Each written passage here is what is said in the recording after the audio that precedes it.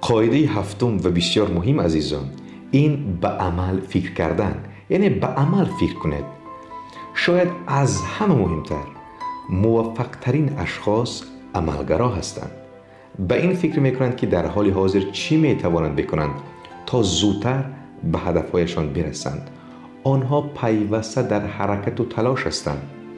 احساسی پریشانی میکنند و در مقایسه با اشخاص عادی و میانه کاری بیشتری صورت میدهند.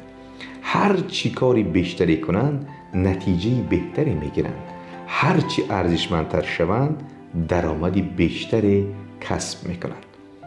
این بود عزیزان 7 قاعده بسیار مهم برای افرادی که میخواهند موفق باشند، میخواهند موفق شوند.